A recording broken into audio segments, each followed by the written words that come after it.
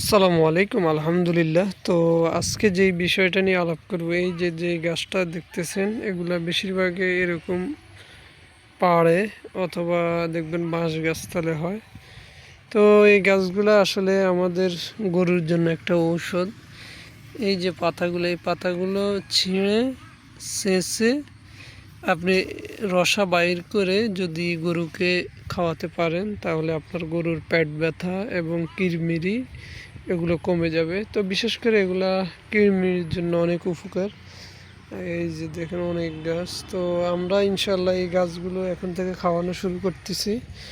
কারণ এগুলা যদি খাওয়াই, আমাদের গরু পেট ব্যথা এবং কিরমিরি অনেক কমে যাবে এবং গরুগুলা সুস্থ থাকবে। তো আগের কালে যেভাবে মানুষ গরু পালন করেছিল এবং তাদের ওষুধ ছিল কিন্তু গাছের ওষুধ।